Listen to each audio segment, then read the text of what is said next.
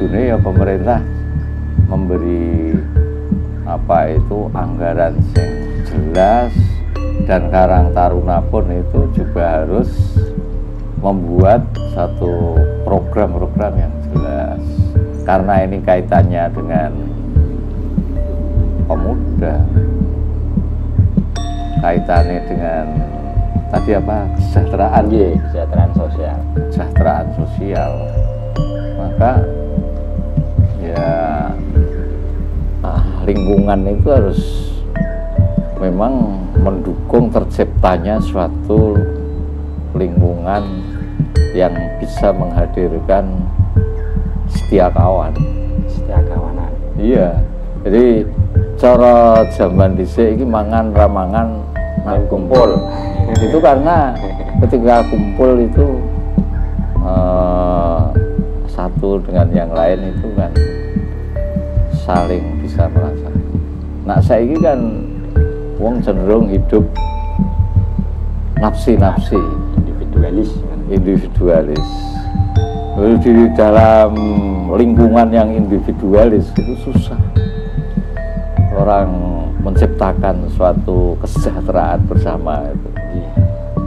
Jadi di sini makanya yang harus dibongkar itu kenapa orang itu kok tiba-tiba menjadi individualis, apa yang berada di dalam pikiran mereka. Nah, apa sih wong iki kok individualis saiki? Dhisik kok ora.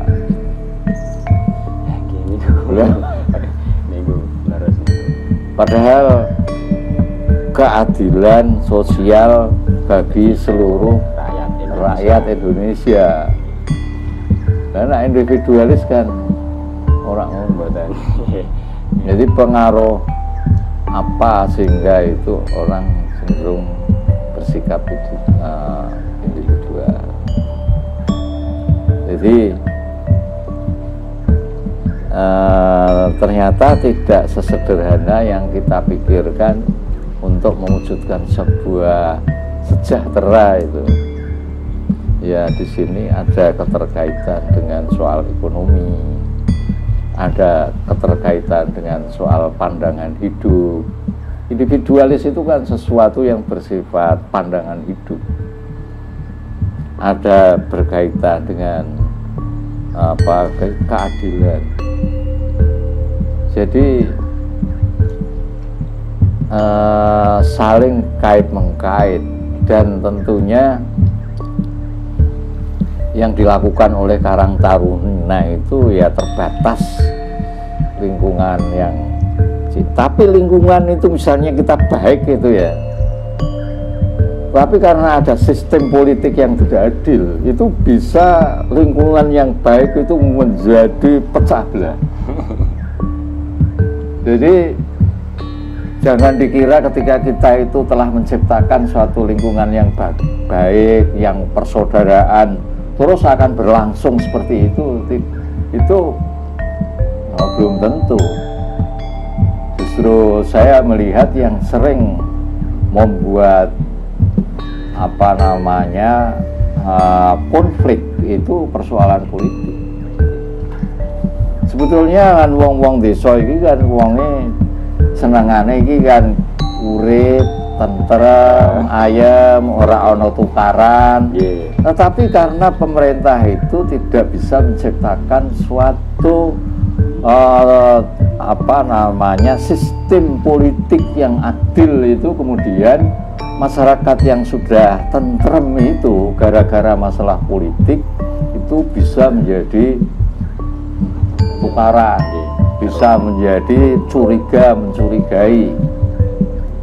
Nah sebetulnya kalau kita itu menyuruh-nyuruh kita harus berbuat adil, kita harus berbuat memperkuat solidaritas, kita itu sebetulnya sasarannya yang paling pertama itu ya pejabat. Terus presiden, menteri, gubernur, itu DPR itu harusnya kita beri tausiah DPR, presiden, menteri, kamu itu kalau buat tatanan politik itu adil. Nak kowe ora adil itu masyarakat desa tukaran.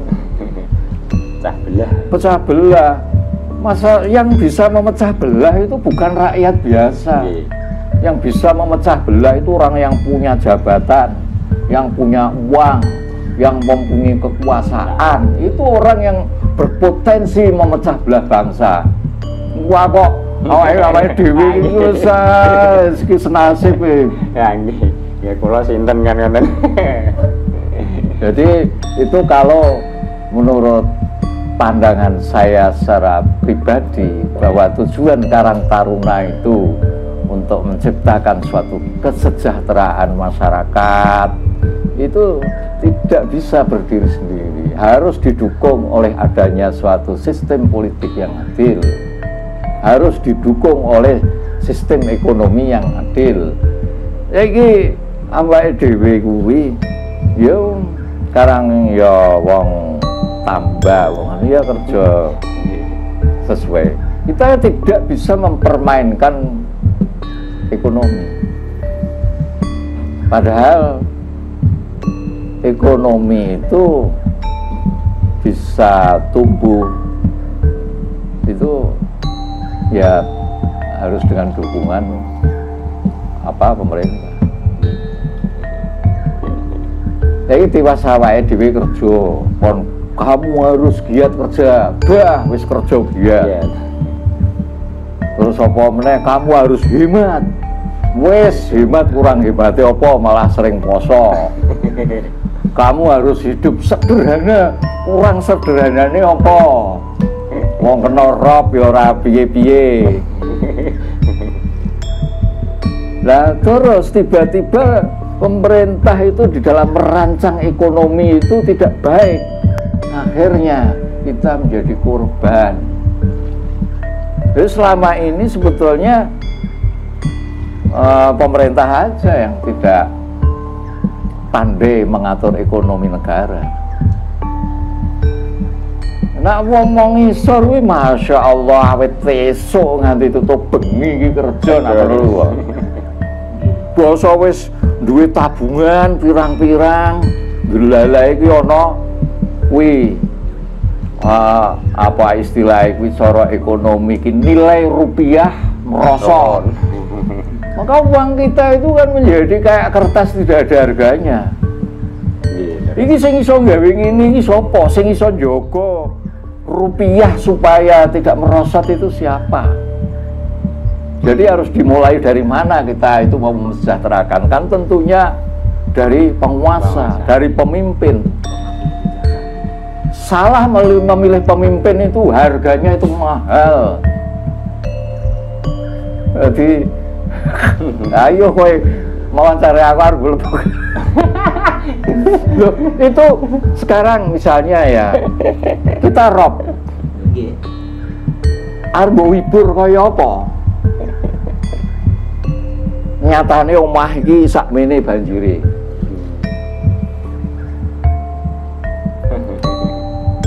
Kita apa sejahtera? Apakah sabar karena itu orang iman penuh dengan ujian, baru diuji oleh Allah dengan adanya rob. Kita mau muring-muring dengan keadaan sabar, itu sudah takdir. Kalau kamu nggak terima dengan takdir, takdir itu tetap terjadi. Karena kehendak Allah pasti terjadi.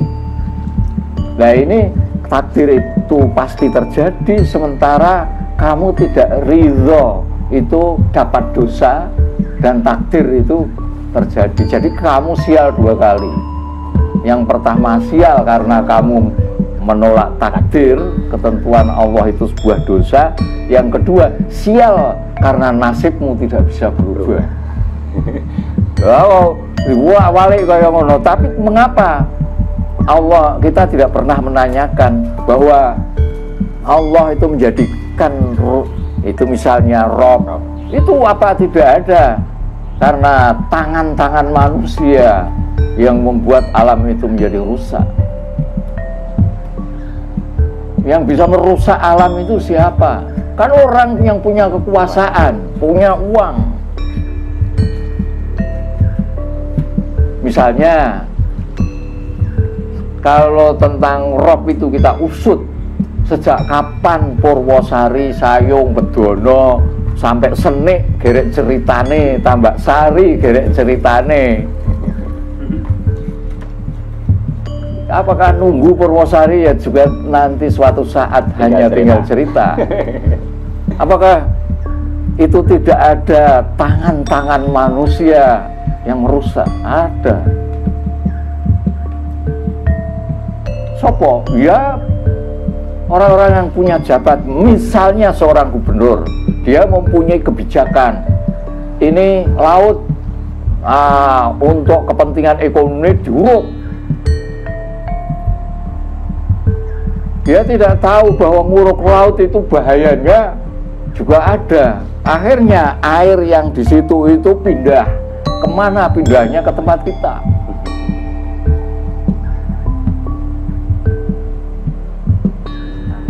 Iya kan? Terus dulu kita nggak ada rob karena Semarang itu belum ada pantai marina, belum ada macam-macam gue. Gue nak ngerekam ini jadi silent Silent. Jadi ini saya bicara seperti ini sebetulnya bukan untuk saya, tapi itulah lingkunganmu. Karena kamu, aku ini umur sudah 6.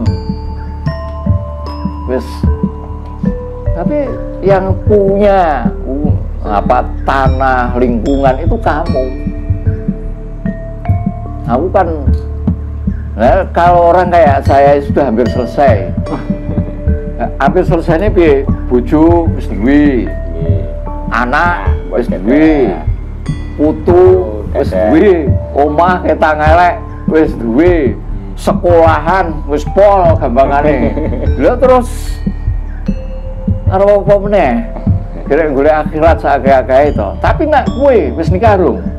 Durung. Piye jajal nak engko sodok iki engko tenggelam. Kula kena tol.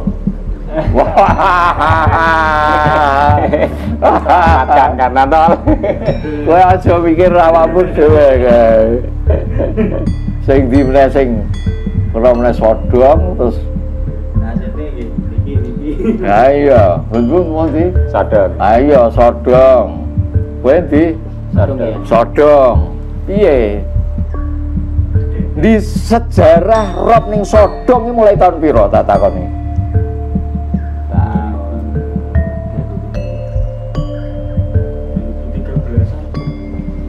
Kok iso wong dhisik-dhisike jaman mbahmu ora ana rob kok basa saiki kok ana. Mongko jawabe to. Oh, itu karena terjadi pemanasan global. Air yang es yang ada di kutub utara mencair. Karena banyaknya rumah kaca mencair sehingga air laut itu menjadi banyak sehingga kena apa meneh. Dulu ora ono pabrik-pabrik. Ya kan? Saiki pabrik pirang-pirang sak pore, pabrik nggawe sumur artetis. Sak pabrik isine sumur artetis ono 3, 4, 5 pipone gede-gede 24 jam mancur terus. Akhirnya growong jerone. Mungkin ditambah kuwi gunung diusungi karo wong kene. Akhirnya kan mungkin nak bandul kuwi. Aku sih ora ngerti ilmune ya. Tapi sejak ada perubahan besar-besaran ono pabrik, ono reklamasi pantai, kuwi tambak-tambak diuruk, itu mulailah Sodong, Mondoliko, terus untuk kono Purwosari kena meretap. Bahkan mau Senik, Mondoliko dan Tambak Sari merupakan desa yang hilang, tinggal cerita. Wakno saiki penduduk nggonmu mumpung durung dadi segara diwari kon wasiat sok ben nak mati, aku sewaktu-waktu saya meninggal dunia, saya wasiat kepada kerabat dan famili saya mau dikubur di daerah Pranggen Bondi. Biar cucu-cucu saya itu kalau mendoakan saya dengan menabur bunga itu tidak di tengah-tengah laut.